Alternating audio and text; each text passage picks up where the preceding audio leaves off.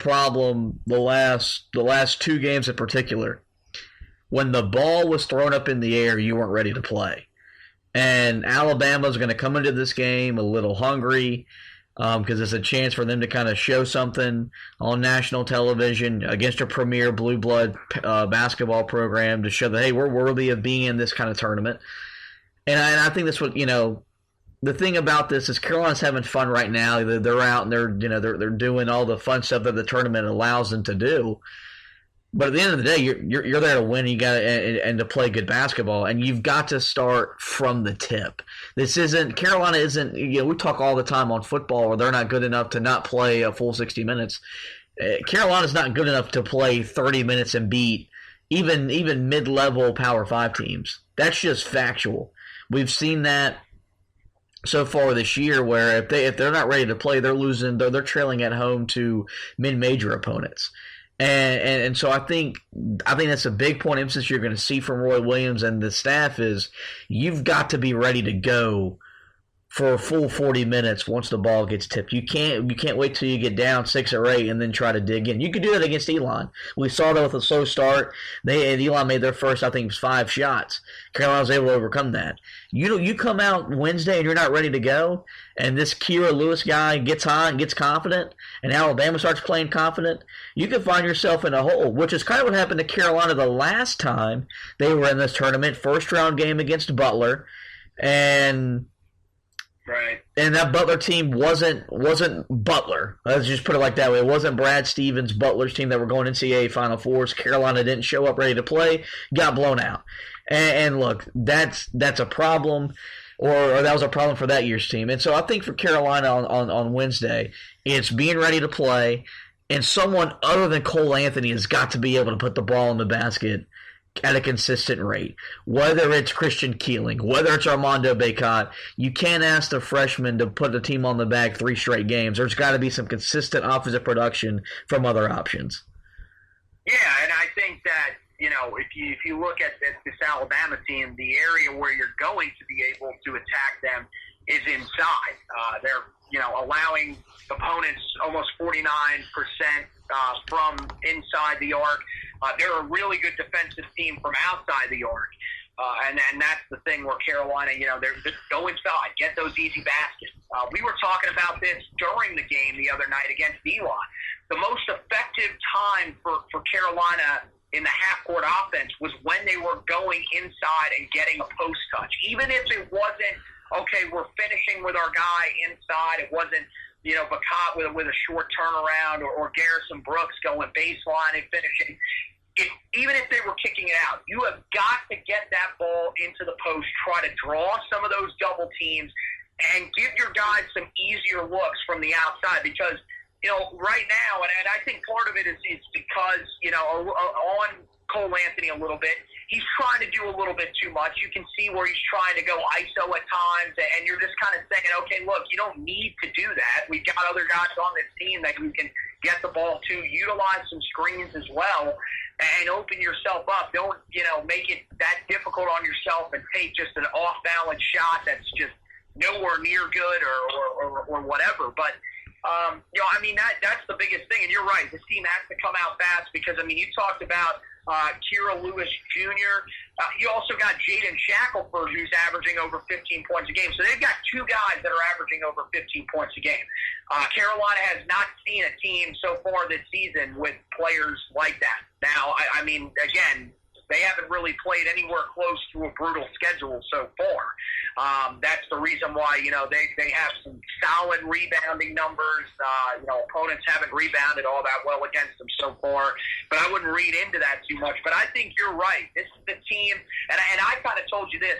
I think this might be a team where if you come out and start slow, you might be able to find a way to get yourself back into it. And again, that's might. It's not going to be as easy as Elon. It's going to be, you're going to claw yourself back into it and probably win by a possession or 2.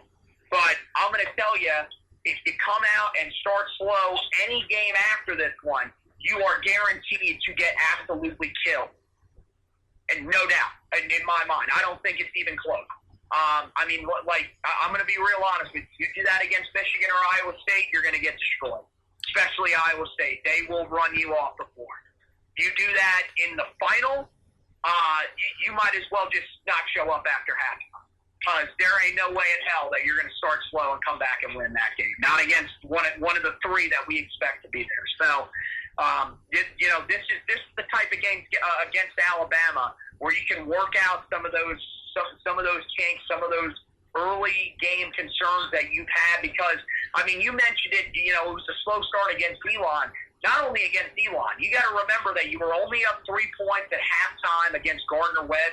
You didn't play well at all in the first half against UNCW either. So, this is where Carolina all season has really struggled in the first half, and they've got to find a way to get themselves in a rhythm. It has to start against Alabama, and they've got to do that by getting yourself some easy shots early on. Don't wait until late in the game, like we've seen so far early in the season, to get the ball inside and start scoring. Quit settling for the outside shots early in the game. Make it easy on yourself and go ahead and score the ball inside early and gain a little bit of confidence for yourself, and that'll open up some of those outside shots for you. So, it'll be interesting.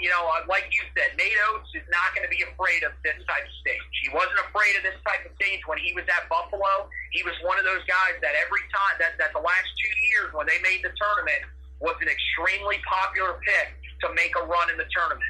And so he's not going to come into this game and roll over. So Carolina's got to be ready to go. Yeah, and so we'll go ahead and how we'll do this is we'll give a quick breakdown of all the other teams in the field. We know, of course, Carolina opens with Alabama, and we know that when they get the winner or loser of the Michigan-Iowa State game, depending on what they do, of course, against Alabama. We'll start with Michigan. Michigan made the intriguing hire in the offseason after John Beilein left for the Cleveland Cavaliers. They brought back former Fab Five member Juwan Howard. And if you can't remember his press conference there in Ann Arbor when he got hired, he broke down because he's back coaching his alma mater, a place that he helped build the basketball program, took him to a Final Four, eventually lost to Carolina in the national title game. And this is a very experienced Michigan team. Remember, Carolina went there last year in the ACC Big Ten Challenge, got absolutely blasted. That was when we thought the season was over and all hell broke loose because, the game wasn't even close. Whoa. We didn't think that the game was over. Everybody else that's a Tar Heel fan on planet Earth thought the game was over. And so Michigan brings back a lot of guys that were on the team that made the run to the tournament final 2 years ago. They, of course, made, I think, the Sweet 16 last year. I may be wrong. And they just got a bunch of guys that can get it done. Isaiah Livers leads them in scoring, 17.2 points per game. John Teskey's a quality big man, the best big man Carolina has seen or would see maybe in a potential matchup so far this year, 9.8 rebounds per. And then you got Xavier Simpson, as good a distributor in all of college basketball, averaging 9 assists so far early in this season, which is a very high number for a collegiate point guard. Thing about Michigan, even though John Beilein's left, their offense is extremely efficient, and they've picked it up a little bit defensively in the half court because Juwan Howard was that's how he got his NBA career, was because he was going to play defense. So they've got a little bit tougher in the half court defensively. This would be, I think, a matchup for Carolina that they would rather avoid just because Michigan's a lot more experienced. They're a bigger team than Carolina is used to seeing in the ACC with the size inside with Teskey. We saw what their size last year did to Carolina in Ann Arbor. But it would be intriguing because those two programs have history. Juwan Howard be a first year head coach against Roy Williams. And look, we can be quite frank. Roy Williams has had problems against first year head coaches. Tony Bennett comes to mind back when he got his first year at Virginia, beat Roy Williams in the Smith Center. Was the first coach to ever win his first ACC road game in the Smith Center back then. And so I think that's something that Carolina would try to avoid. And the good thing is Iowa State's good enough to beat Michigan. Right. This is a team that you talked about will run you off the floor. This is a program that runs as good as any program in all of college basketball. They get up and down the floor at a really high level. They come in 3-1 of the year. Their only loss to Oregon State. They got 4 guys averaging double figures. You don't see that a lot in college basketball. You see Carolina do that because that's kind of how the program's built. But This is a team that I think Carolina maybe matches up better with in terms of style of play, but also they have a bunch of guys that can get it on offense, and Carolina's young defensively. Yeah, I think something that's interesting about them, I mean, look, they've got a true point guard in Tyrese Halliburton. So far this season, yeah, he's averaging 10.8 points per game, also averaging 10.3 assists per game. So a guy that's going to get up the floor, get the ball out to his teammates very quickly, and he's going to be extremely effective. I think you're right when you sort of dive into the two teams a little bit more. Iowa State's not as good of a shooting team as they've been in years past. Steve Prohm, a good head coach for sure for Iowa State. So not a guy that should be taken lightly at all. But Michigan, I mean, the thing about Michigan this year is they're kind of, I'm not going to say the complete opposite of last year's team. They're still really good defensively, but I mean, they're shooting lights out from the field. They are shooting 52.2% from the field so far in this young season. That is 10th in all of college football. So you're right. That team is where they like to be when they're good, which is very experienced, and they've got guys that can score the basketball when they need them to. And yeah, that's a deadly combination for them. I mean, you mentioned Teskey at 7-1. That's a big matchup. Against Armando Bacot, that would be some test for Armando. He's going to have to learn really quick against him because, as we saw last year, he gave Carolina a lot of trouble. And then you mentioned Isaiah Livers and Xavier Simpson, who can both shoot the ball lights out when they need to. I mean, Isaiah Livers so far this season shooting 62.8% from the field. That is nuts. And also shooting a beautiful percentage from downtown, 55%. So, I mean, Carolina, I think, out of the two would probably like to see Iowa State. But the thing about Iowa State is, too, that's a team that, like I said, they love to run up tempo, and if you're not prepared for it, they will cause you a lot of trouble. We'll flip to the other side of the bracket, and it's a good thing Carolina's not on that side because that side of the bracket's loaded. We'll start with Gonzaga. They enter the tournament ranked 6th in the country, 4-0. Their most notable win so far was they blasted Texas A&M by 30. I know A&M's rebuilding under Buzz Williams there in College Station, but I mean you're blasting an SEC team by 30. You're pretty darn good. And Gonzaga they've reached that point now where they're a perennial Final Four contender year in, year out. Of course, they busted through and made the Final Four a couple years ago, and of course lost to us in the national title game. They are led by a guy in scoring that I'm going to butcher the name, but I'm gonna try to say it. The first name is Philip. The last name is Petrusev, I guess is the best way I would go with it. Averaging 16.6 points per game, 7.8 rebounds per game. I just talked about Iowa State putting 4 guys in double figures. Gonzaga put 6, and they average 88 points per game.